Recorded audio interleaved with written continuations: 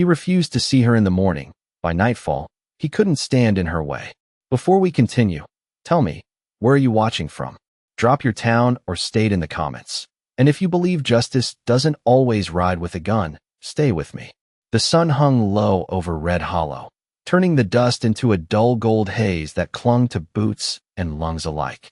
Clara Whitfield stood at the edge of Caldwell Ranch, her shadow stretched thin across the dry ground, one hand gripping the strap of a worn canvas bag that had seen too many miles. Her dress was faded, patched at the elbows, but clean. Always clean. She didn't look like someone asking for charity. She looked like someone offering what little she had left. Ethan Caldwell rode past her without slowing, his horse stepping steady, measured, like it knew its owner never had to rush for anything. He was a man used to doors opening before he reached them, to voices lowering when he entered a room, to land bending under his name. Clara took one step forward, just enough to be seen if he chose to look. "I can work," she said, her voice quiet but not weak, carried just far enough through the dry air. Ethan didn't turn his head, not even a glance. "Not here," he answered, like he was commenting on the weather, like her words had no more weight than the wind brushing past his coat. The sound of hooves faded, leaving behind a silence that pressed heavier than any insult. A ranch hand leaning against the fence spat into the dirt and shook his head. "You picked the wrong place," he muttered, not unkind, just certain. Clara didn't respond. She didn't argue, didn't plead. She simply stepped back, letting the moment pass like it had already been decided long before she arrived. The sky shifted slowly, blue draining into amber, shadows growing longer across the wooden posts and empty fields. Inside the ranch house, laughter rose with the clink of glass, men talking numbers, deals, cattle, land, always land. Ethan stood among them, one boot propped on a chair, a glass of whiskey catching the last light of day. Outside, the road leading into town stretched quiet for miles, until something moved against the horizon. A carriage, dark and polished, rolled in without hurry, its wheels barely stirring dust, like it belonged to a different world entirely. It passed the town sign without stopping, past the saloon, past the general store, until it slowed near the land office where lanterns had just been lit. No one knew who it carried. No one expected anything to change. But somewhere between the fading light and the first flicker of evening lamps, the ground beneath Red Hollow began to shift in a way no one could see yet. And the woman they had all just overlooked had not come there by accident. The lantern outside the land office flickered once, then steadied, casting a thin circle of light across the wooden steps as the carriage came to a slow, deliberate stop, its wheels whispering against the dirt instead of grinding through it. And that alone was enough to make the men inside pause mid-sentence, because nothing in Red Hollow moved that quietly unless it carried weight, the kind that did not need to announce itself. The driver stepped down first, boots clean despite the road, coat dark and pressed, and he did not look around like a stranger. He looked forward like someone who already knew where he had arrived. Then he opened the carriage door with a small, practiced motion, not hurried, not delayed, and for a moment no one inside the office breathed as a figure stepped out, the lamplight catching the edge of a familiar silhouette, the same worn bag, the same straight posture, but something in the way she held herself had shifted, not larger, not louder, just settled as if the ground beneath her had finally decided to stand with her instead of against her. Clara Whitfield walked up the steps without hesitation, each footfall steady, measured, the sound of her boots against the wood echoing softer than expected, yet somehow carrying farther than any raised voice. And when she reached the door, she did not knock.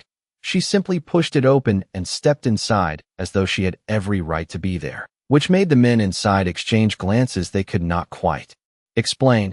Papers lay scattered across the desk, ink still wet on signatures that meant ownership, or at least they thought they did, until the man from the carriage followed her in and placed a leather folder down with a quiet precision that silenced the room more effectively than any command, his gloved hand resting on it for just a second before sliding it forward.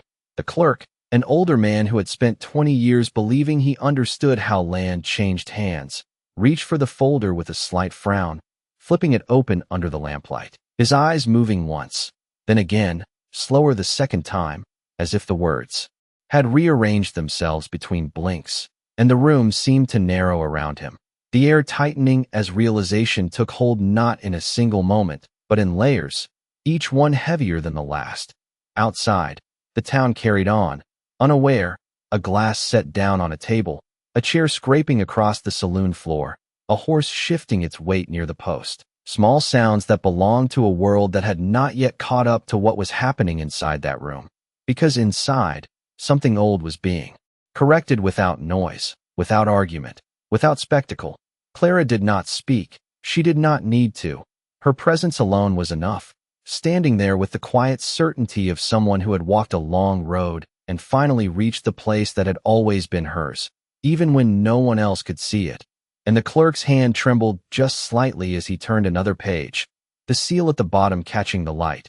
Official, undeniable, older than any deal made in that town in the past decade.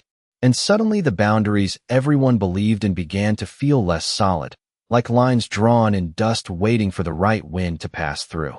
The clerk did not look up right away, and that was the first sign something had shifted, because in Red Hollow, men like him always looked up first, always measured the person before the paper, but now his eyes stayed fixed on the ink, tracing each line as though the truth might disappear if he blinked too quickly.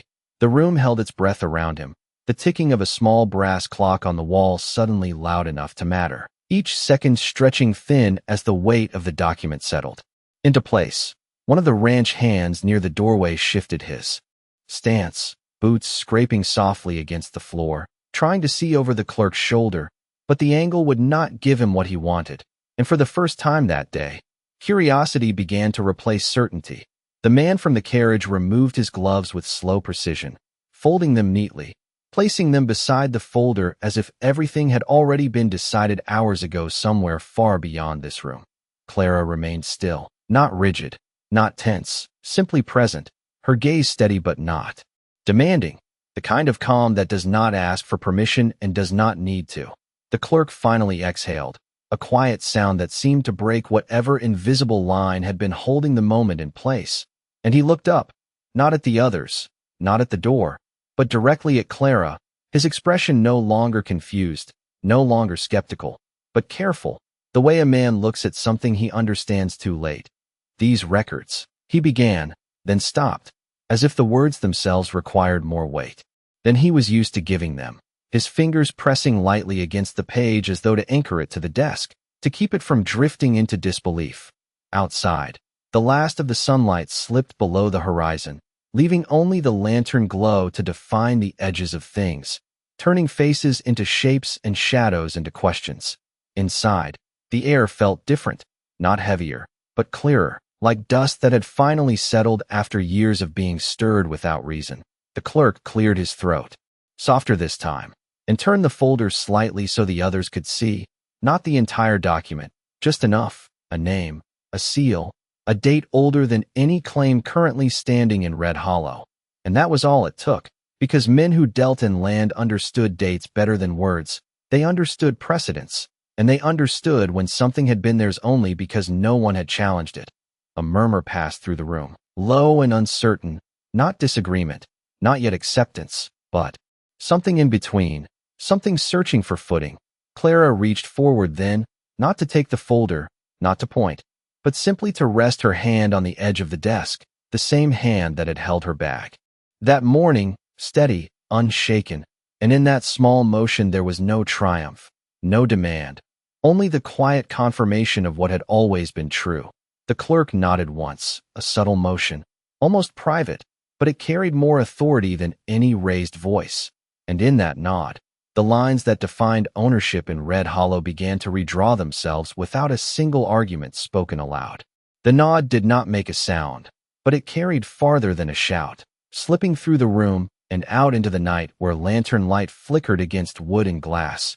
And within minutes, word began to move the way it always did in Red Hollow. Not fast, not loud, but certain, passing from one quiet voice to another until it reached the edges of places where men believed themselves untouchable. Inside the ranch house, Ethan Caldwell stood near the window, the whiskey in his hand, untouched now. His attention caught not by conversation but by the subtle shift outside. a stillness that did not belong to evening. Because evening in Red Hollow was never still, it hummed with trade, with laughter, with the low rhythm of routine. But this was different. This was the kind of quiet that comes when something unseen has already changed. One of the men by the table leaned closer to him, voice lowered, uncertain for the first time that day, mentioning the land office, mentioning a name that should not have mattered but now did. And Ethan's brow tightened just slightly. Not confusion, not yet concern, but a calculation interrupted. He set the glass down without finishing it, the sound of it meeting the wood sharper than intended, and stepped outside where the air had cooled just enough to carry whispers more clearly. Across the street, two townsmen stood near the post, speaking in fragments, stopping when they saw him, then continuing in quieter tones that somehow said more than if they had spoken openly. Ethan's gaze moved past them toward the road, toward the direction of the office, and for a moment, he stood there as though the distance itself might explain what the words could not. A ranch hand approached from the shadows, hat in hand, shifting his weight like a man unsure how to deliver something that would not be well received. And when he spoke, he did not meet Ethan's eyes. He spoke toward the ground, careful, measured, repeating what he had heard about papers, about names, about ownership that did not belong where everyone had assumed it did.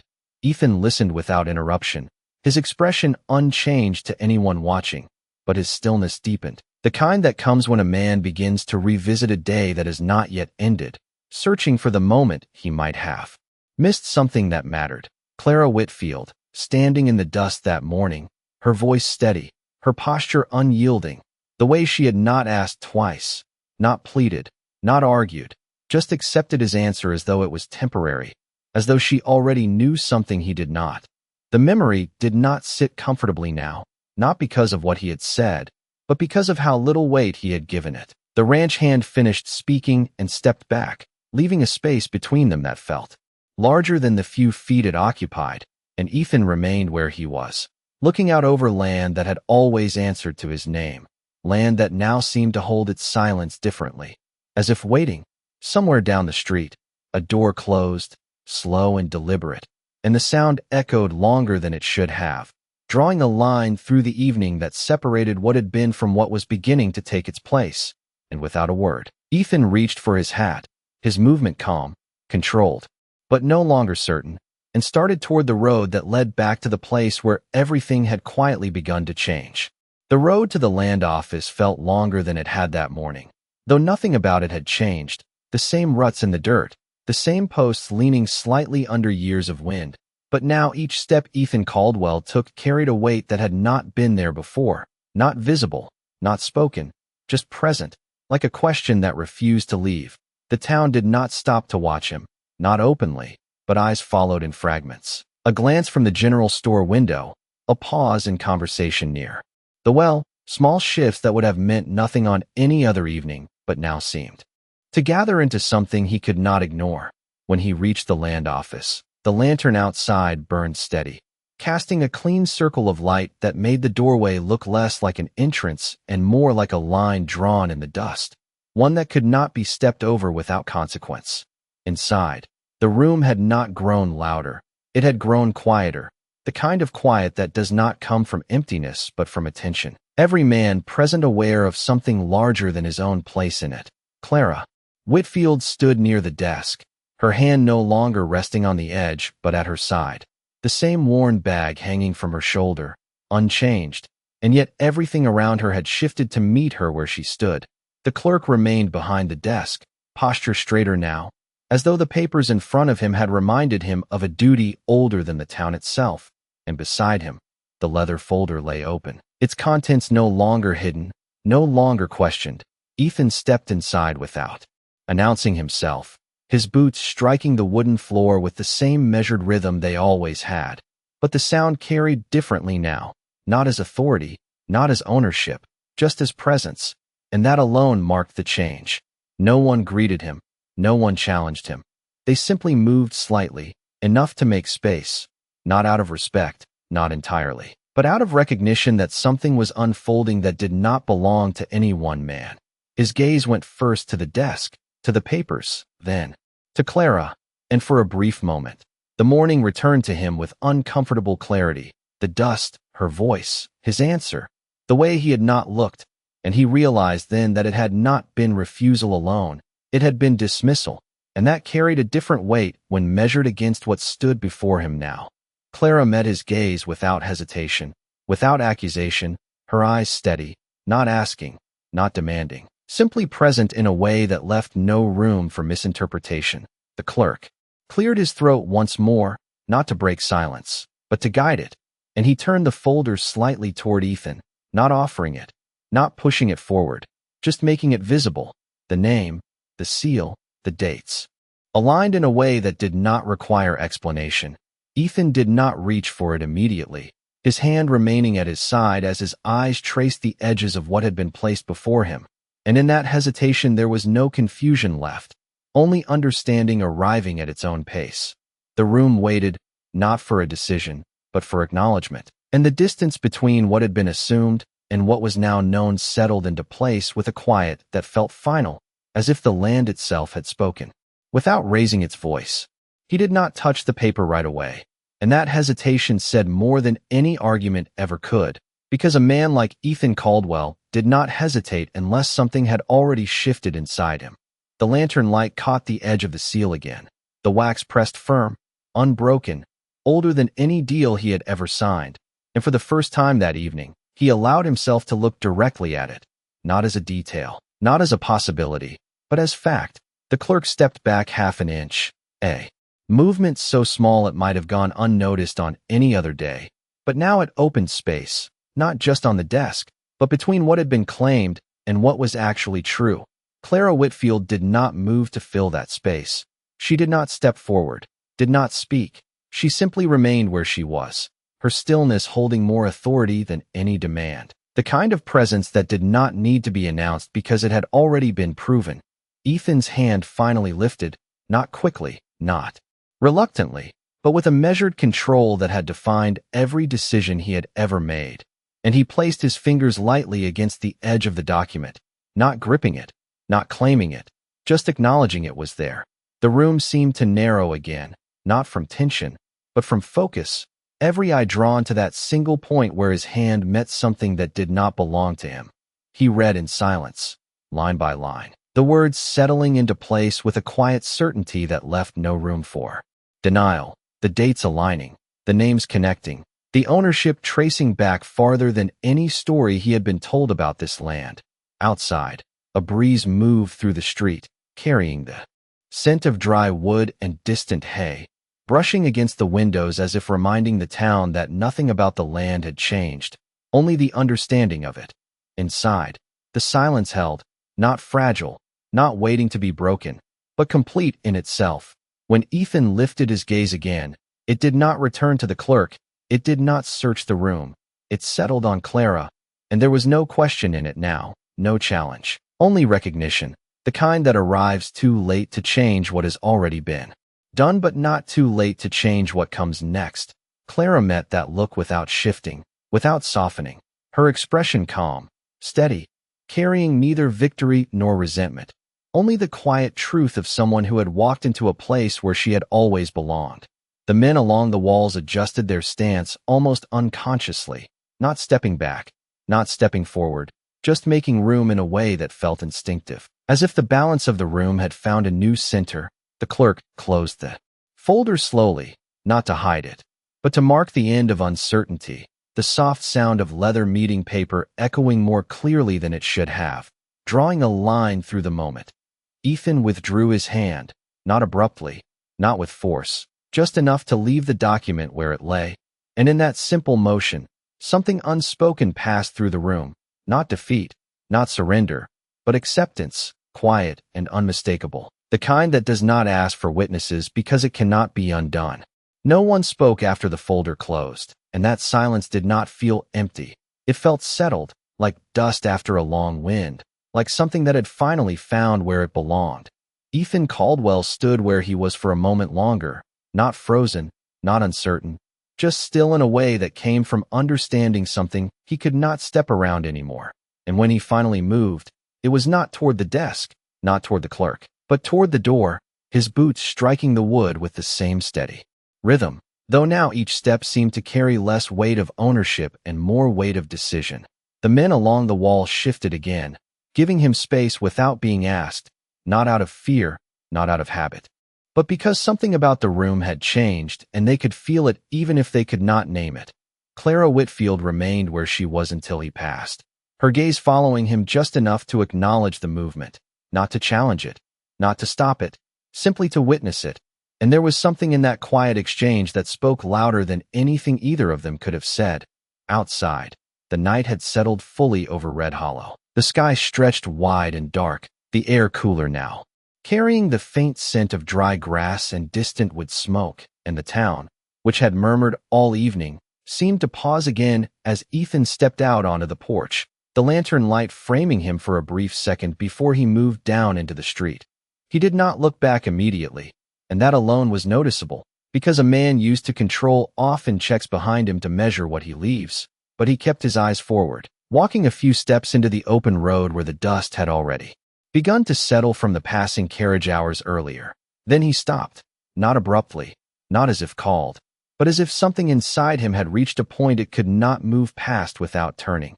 Slowly, he removed his hat, holding it in one hand at his side. The gesture simple, almost instinctive, yet it carried a meaning that did not need explanation in a town like this. Behind him, the door to the land office opened, the soft creak of hinges breaking the stillness just enough to draw attention without demanding it, and Clara stepped out into the lantern light, her figure outlined against the doorway, the same dress, the same bag, unchanged from the morning, and yet everything about how the space responded to her had shifted. Ethan turned then, not sharply, not with force, but with the same measured control that had defined him all his life, and for a moment, they stood facing each other across a few feet of dust and quiet, no words passing between them, no need for them. Because what had to be understood already had been. The town watched without appearing to watch, windows half open, figures lingering in shadows, each person holding their place as if stepping forward would disturb something that deserved to remain exactly as it was. Clara took a step forward, not toward him directly, but along the path that led past him, her movement steady, unhurried, and as she approached, the space between them seemed to narrow in a way that carried more weight than any confrontation ever could, and Ethan, without being told, without hesitation, stepped aside, clearing the path before she reached him, his motion quiet, deliberate, leaving no doubt that the ground beneath their feet had chosen its direction. She did not slow down as she passed him, and that was what stayed with the people watching, not the papers, not the seal, not even the quiet shift of ownership, but the way Clara Whitfield walked forward like the path had always been hers, her boots pressing into the same dust that had once refused her, now settling beneath her weight without resistance. Ethan Caldwell remained where he had stepped aside, his hat still in his hand, not lowered in defeat, not raised in pride, just held there as if it had become something else entirely, something that marked a moment instead of a man. The distance between them widened with each step she took, not quickly, not dramatically, just enough to show that what had changed could not be undone by standing still. The town did not react all at once.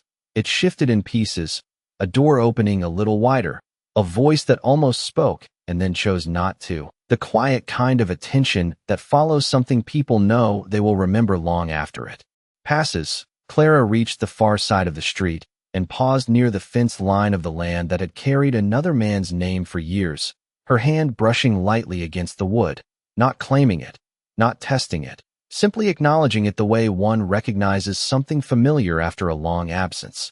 The man from the carriage stepped out behind her, keeping his distance, not guiding, not announcing, just present in the way someone is when the outcome no longer depends on them.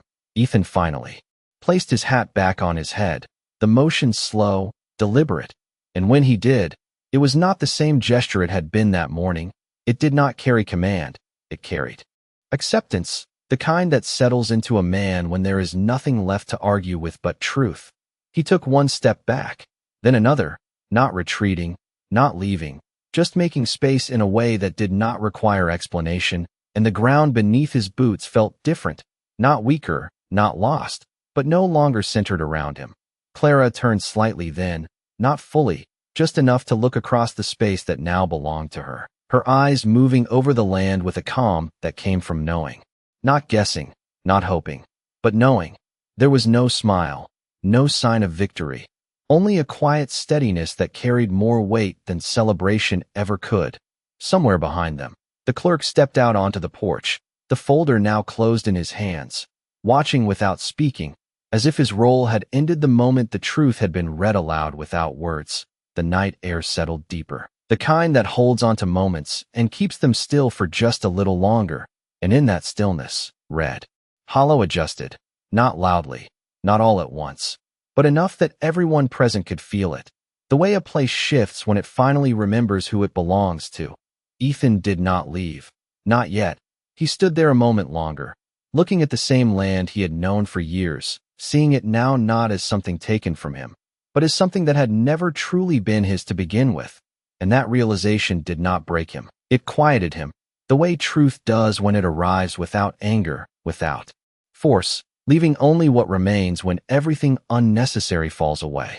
The town did not return to its old rhythm that night, and that was the second thing people would remember long after the dust settled, not just what they saw, but what refused to go back to the way it had been.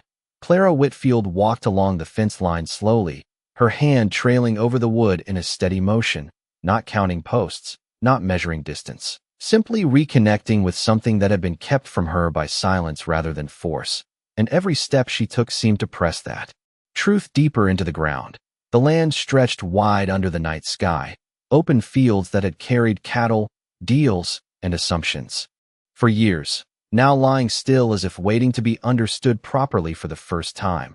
Behind her, the carriage driver remained near the road, his presence fading into the background the way it always does when a role has been fulfilled, and the clerk stood at the edge of the porch, holding the folder close, not guarding it, just aware that what it represented no longer needed explanation. Ethan Caldwell finally moved again, but not toward the center of things, not toward the land that had once answered to him. Instead, he walked to the side of the road, stopping near a weathered post that had marked a boundary he had never questioned before, his fingers brushing against it briefly as if testing something that no longer responded the same way. His gaze followed Clara's path across the field, not with possession, not even with regret in the way most would expect, but with a kind of quiet recognition. The understanding that what he had believed to be his had simply been unchallenged, not earned, not proven, just assumed until someone stood long enough to reveal the truth. The men who had laughed earlier in the day did not laugh now. They stood in small groups, speaking in low tones, their words careful, not out of fear, but out of respect for something they had not known they were missing. One of them removed his hat without realizing it, holding it at his side as he watched Clara move across the land, the gesture spreading slowly among others who had seen enough to understand that something had shifted beyond their control. Clara stopped near the center of the field, turning just slightly to look back, not at Ethan alone, not at any one person, but at the town as a whole, her expression unchanged, calm, steady, as if she was not asking for acknowledgement, but offering it in return. The wind moved again, light but steady, carrying through the grass and across the open ground, a sound that filled the silence without breaking it. And in that moment, Red Hollow felt different, not smaller, not quieter, but clearer, like a place that had finally remembered something it had been trying to forget. Ethan lowered his hand from the post, letting it rest at his side, and for the first time since he had stepped aside, he exhaled fully, not as a man defeated, but as a man who no longer needed to hold on to something that was never his to carry. And in that breath, the weight of the day settled into something simpler, something honest, leaving behind only what remained when truth was allowed to stand without resistance. The night did not end when the lanterns dimmed. It stretched quietly across the land, settling into every fence post and every inch of dry grass, as if the ground itself needed time to adjust to what had been spoken without words.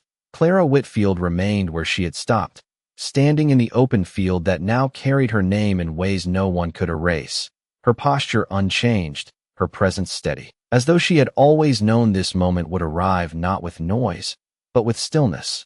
The town behind her had grown quieter, not asleep, but listening. each person holding onto the weight of what they had witnessed, unsure yet how to carry it into the morning. Ethan Caldwell stood near the roadside a while longer, the outline of his figure blending into the dark, his eyes fixed not on Clara alone, but on the land itself, seeing it differently now, not as something lost, but as something clarified. The kind of understanding that does not strike like lightning, but settles slowly, reshaping everything it touches. After a long moment, he turned away from the field and began walking back toward the ranch, his steps measured, neither hurried nor delayed, as though each one was chosen with care.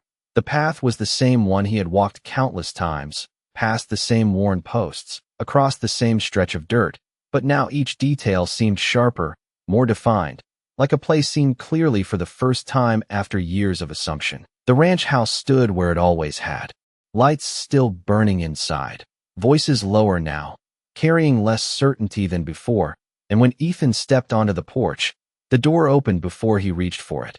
One of his men standing there, waiting, not with questions, but with a look that searched for direction. Ethan did not give one immediately.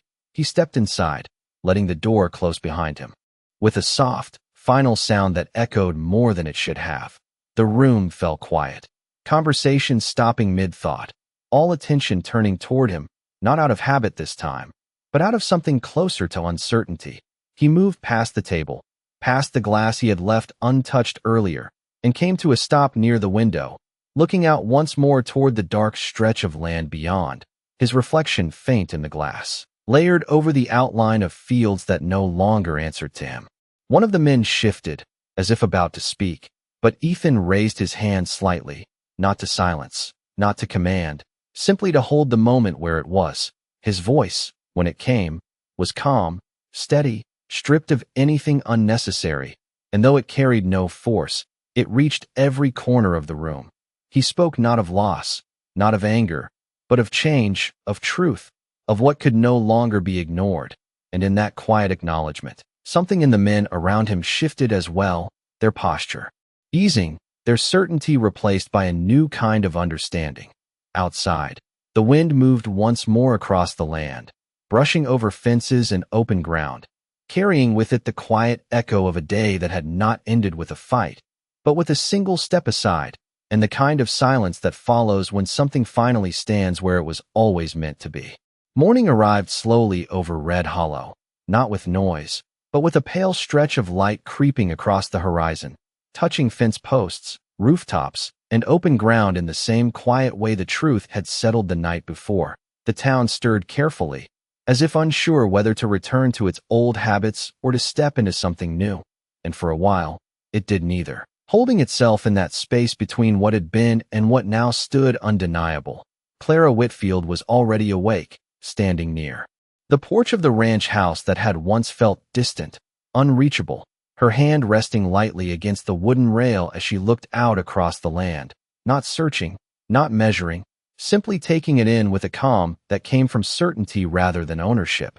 The air carried a faint chill, enough to remind anyone who stepped outside that the day would require effort, that nothing in this place came easy, not work, not respect, not even understanding.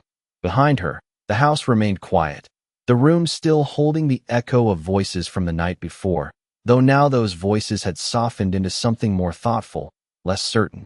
Ethan Caldwell stepped out a few moments later, the door closing behind him with a muted sound that did not interrupt the morning but joined it, his hat already on, his posture the same as it had always been, straight, composed, yet there was a difference that could not be measured in stance alone.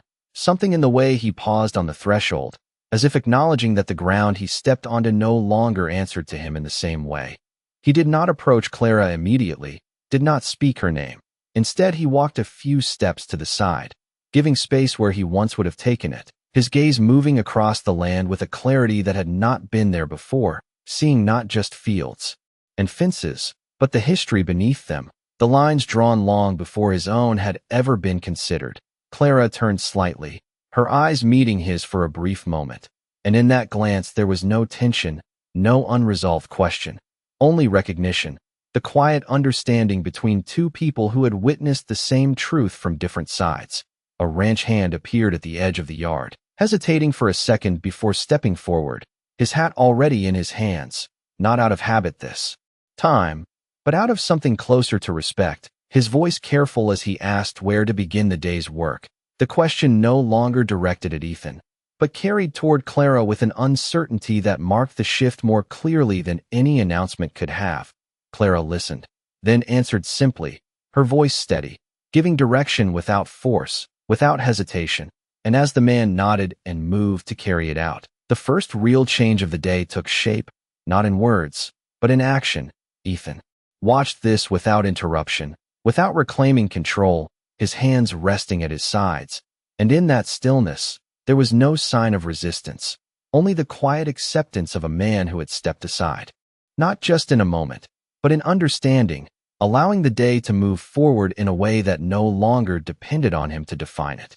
By midday, the ranch no longer felt like it was adjusting. It felt settled, the kind of quiet that comes when something has finally found its place and no longer needs to prove it belongs. The sun stood high above Red Hollow, casting clean light across the land, revealing every fence line, every worn path, every detail that had once been overlooked, and now nothing seemed hidden, not the ground, not the people, not even the truth that had reshaped them. Clara Whitfield moved through the yard. Without urgency, her presence steady as ever, giving direction when needed, stepping back when it was not, allowing the work to breathe on its own. And in that balance, the ranch found a rhythm that did not rely on force or habit, but on something quieter, something earned. The men worked with a calm focus, no longer glancing over their shoulders for approval, no longer waiting for orders that might change. They simply carried on, understanding their place in a way that felt clearer than before.